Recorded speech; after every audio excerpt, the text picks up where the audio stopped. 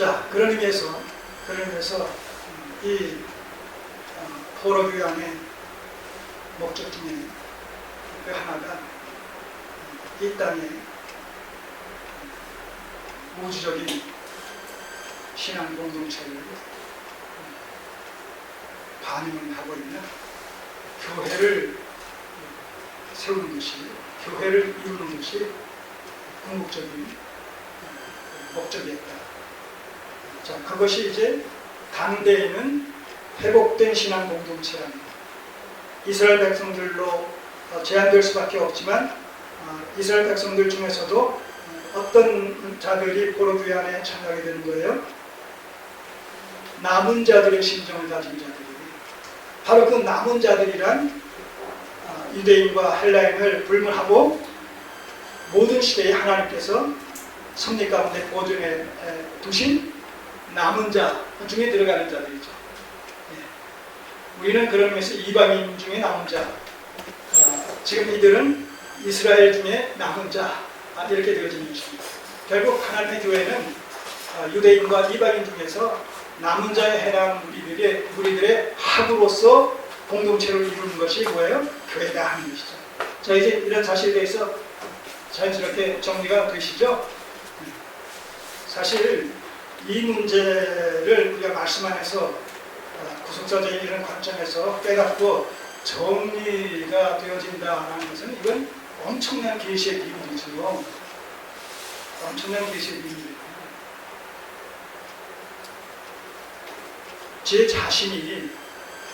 제 자신의 과거를 돌아보면서 이런 이 계시의 비밀에 대해서 내가 언제부터 알고 있었느냐라는 것을 한번 추적해 보게 되면, 소위 말하는 개혁주의 어떤 신학과 신앙에 또 말씀에 접촉되기 이전에는 전혀 깨닫지도 못했다는 것이죠. 교회라는 것은 알고 있었지만 교회가 하나님의 크신 구속의 경륜 속에 어떻게 자리매김되어져 있었던 것이고, 그것이 구약과 신약의 역사를 통해서 어떻게 구약시대에 예표화되어졌고 어떻게 신약시대에 그리스도 안에서 구체화되어져서 그 모습을 드러내게 됐는지, 이런 어떤 맥락에 대해서 전혀 관심을 가질 수 있을 만큼의 그런 가르침을 받지 못했을 뿐이시죠.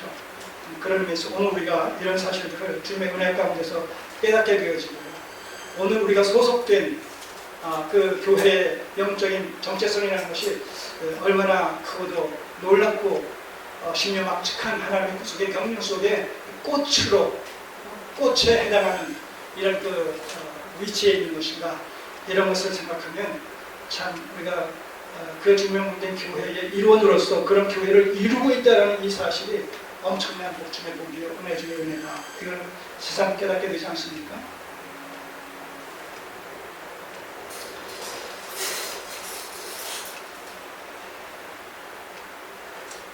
자, 1차 포로 귀환한 이런 그 이스라엘의 남은 자들이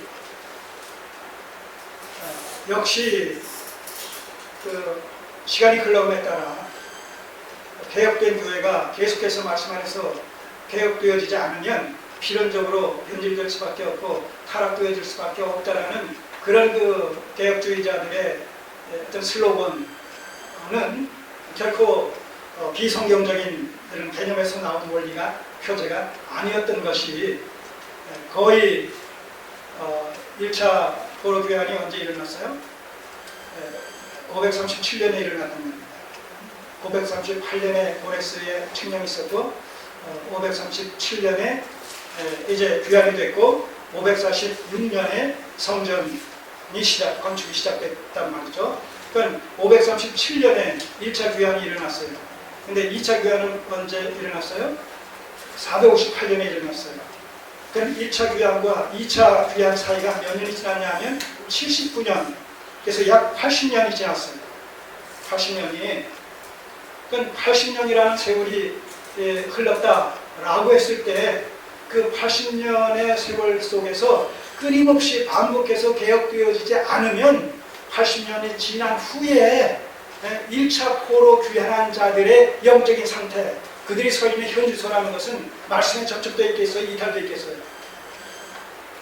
끊임없이 반복해서 개혁되어지지 않았다면 이탈이 있었을 거 아니겠습니까? 이것이 바로 에스라의 마음을 괴롭게 했고, 이것이 바로 에스라에게 그런 마음을 주셔서 그러하여금 2차 포로 귀환을 인술하게끔 하나님께서 간섭하신 그 이유가 거기에 있다는 것이죠. 2차 포로 귀환의 그 의의가 거기에 있다는 거죠. 1차 포로 귀환한 자들이 80년이 지나는 동안에 영적으로, 도덕적으로 해이해졌어요. 그것은 또한 무엇이 그런 계기를 말하느냐라고 했을 때 7, 80년이 지나는 동안에 이제 바벨론의 포로 생활이 노예 생활이 아니라 애굽에서 아브라함의 후손들이 430년 동안 종살이야 하던 그런 삶이 아니었어요. 이 바벨론이나 페르시아의 이 정책들이 비교적 그 융화 정책, 어떤 포용 정책을 썼기 때문에 그들 귀하에 그 복속된 이런 피지배국들의 이런 그 특별히 삶에 대해서 상당한 자유를 허용했단 말입니다. 그러니까 본토인과의 삶에 있어서 큰 차별이 없는 가운데서 저들이 현실적으로 안정된, 경제적으로 안정된 비교적 그런 삶을 살 수가 있었기 때문에 나아가서 현실에 안주할 수밖에 없는 그런 분위기가 조성되어졌다는 거예요. 7, 80년이 지나는 동안에. 뒤에도 나옵니다만 심지어는 그런 의미에서 이 2차 포로 귀환을 위해서 에스라가 사람들을 모았을 때 점검해 보니까 레위인들이 다 빠져 있는 거예요. 그럴 정도로 레위인들이 현실에 안주하게 됐단 말이에요. 왜? 7, 80년 동안 바벨론에 살던 그런 그 레위인들은 그들의 주된 직책이 뭐예요? 직업이 뭐예요? 직무가 뭐예요? 제사 업무 아닙니까? 근데 바벨론 포로 생활 속에 제사 드릴 수 있어요? 성전이 없는데. 그러니까 그들의 고유 업무인 성전 봉사를 할 수 있는 기회가 없는 가운데서 7, 80년 지나다 보니까 소위 말하는 직업의식이 사라져버린 거예요. 그런 가운데 그들이 재산이 있어요? 없어요? 이스라엘에 있었을 때는 없어요. 11지파들이 주는 그런 그 11조 가지고 사는 사람들이었단 말입니다. 그러니까 물질 개념이 사실 없었었는데 여기 와서 불가피하게 현실에 적응할 수밖에 없는 가운데서 돈 맛을 알았다는데 쉽게 얘기하면 돈을 벌었어요. 경제적으로 여유 있는 삶을 살았어요. 그러다 보니까 어떻게 현실에 안주를 하게 되는 거예요. 자, 그러니까 가자라고 했을 때 선뜻 나오지 못한 거예요. 그것을 이제 나중에 보면 이제 에스라가 이제 사람들을 보내가지고 설득을 시키고 그들의 어떤 말하자면 잠재되어졌던 또 그 결여되어졌던 이런 그 성전 봉사 의식을 일깨우는 말미암아 그래 거기서 하나님께서 그들과 함께 하시는 것 말미암아서 이제 일단의 무리가 거기에 이제 동참을 하는 그런 얘기가 나옵니다만서도 그랬단 말입니다. 7, 80년을 지내는 동안에 도덕적으로 영적으로 해이해지고 현실에 안주하는 이런 삶을 살아갈 수밖에 없었던 것인데 하물며 1차 포로 귀환 자들은 그 처지가 어떻겠어요? 더더욱 그렇죠.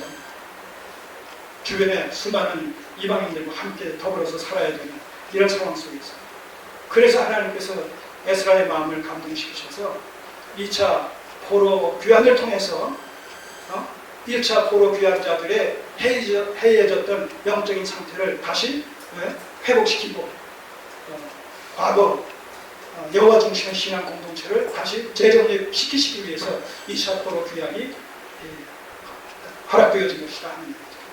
여기에 이제 아닥사시다 왕을 하나님께서 도구로 사용하셔서 2차 포로 귀환이 명실상부하게 합법적으로 공식적으로 이렇게 진행될 수 있도록 어인이 지킨 이런 그 조서를 반포함으로 말미암아 어느 누구의 방해를 받지 않고 이 일련의 포로 귀환 이런 그 사건들이 진행될 수 있도록 하나님께서 선의적으로 다 간섭하셨던 것이죠. 그러니까 이런 걸 보게 되면 참 하나님께서 정말 살아계시고 그분께서 계획하신 모든 이 부속서적인 뜻이라는 것이 이 세상 역사를 관건 삼아 도구 삼아 현장과 무대 삼아서 차차 한치의 오차도 없이 필요할 때 필요한 사람들 들어 쓰심으로 말미암아 그 필요한 사람을 들어 쓰신다라고 했을 때 그 쓰임받는 사람은 불신자건 신자건 간에 막론하고 그렇게 해서 궁극적으로 하나님의 뜻을 이루시는 모습을 아주 생생하게 우리가 여기서 목격하게 되는 것이죠. 그 하나님께서 오늘의 역사도 그와 같은 맥락 속에서 주관하시고 간섭하시고 섭리하셔서 이 시대에 이 구속사를 이루게 하시는 하나님의 백성들의 삶을 주관하시는 가운데 바로 그와 같이 그 시대의 역사를 그렇게 집행해 나가셔서 하나님의 뜻을 이루셨듯이 이 시대의 세상 역사를 주관하셔서 하나님의 남은 구속사를 성취시켜 나가시는 이건 제가 얼마나 기회 있을 때마다 반복적으로 말씀드리는 얘기입니까? 이게 원리 원칙이기 때문에 이게 근본이고 본질이기 때문에 우리가 이걸 붙들고 여기에 편승해서 그 도도한 구속사의 흐름을 쫓아서 우리가 이 세상을 살아가고 있다는 이 사실을 우리가 잊지 않을 때에 또 이것을 신앙과 생명의 도리로 붙들고 있을 때에 오늘 우리가 처한 현실이 얼마나 어렵고 힘들고 고통스럽다 손칠지라도 그 현실에 매이지 않고 그 현실을 총괄적으로 주관해 가시는 기뻐하시는 뜻까지 주관하시는 하나님을 바라보면서 그 현실을 우리가 너무 이기게 된다는 것이죠.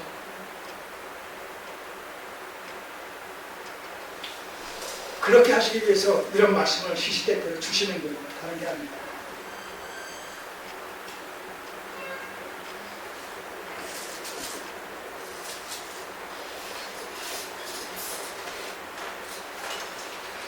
자, 오늘 이 8장은 그런 의미에서 2차 포로 귀환을 위한 명단이 귀한 자들의 명단이 1절에서 14절까지 소개되고 있습니다. 1차 귀한 자들에 비해서 이 명단이 적죠. 1차 포로 귀한 자들은 합이 대략 몇 명 정도라고 그랬어요? 5만 명 정도라고 했습니다. 4만 9천 몇 명에서 5만 명. 2차 포로 귀환은 여기 나와 있는 숫자를 합치면 또 앞에 에스라를 비롯해서 몇몇 그 숫자로 더해지지 않은 사람들, 이 사람을 더하면 정확하게 1,500명입니다.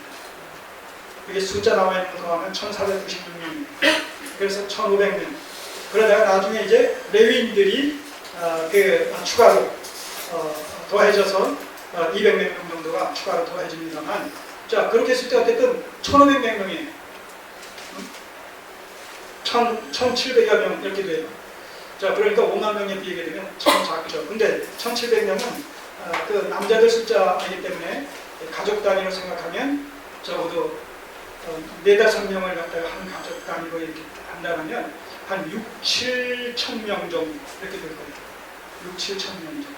2차 에스라에 의한 포로 귀환 자들의 총 합계 숫자를 따지면 6~7천 명. 그렇다 손칠지라도 1차에 비해서 상당히 숫자가 적죠. 그 숫자가 적다는 개념은 단순히 우리가 그 평면적으로만 생각할 필요는 없는 것이죠. 1차 귀환 때 아무래도 자극을 받고 또 충동을 받는 이런 무리가 더 많을 수밖에 없다는 그런 입장에서 보게 되면 1차 포로 귀환자가 2차보다 많다라는 것은 또 2차가 1차보다 적다라는 것은 결코 이상하게 볼 건 아닙니다. 그리고 그 내용, 명단들의 내용을 봤을 때도 1차 포로 귀환자들의 그 가계, 이 가족관계, 그들의 후손들이 또 2차 포로 귀환자들의 명단에도 포함되어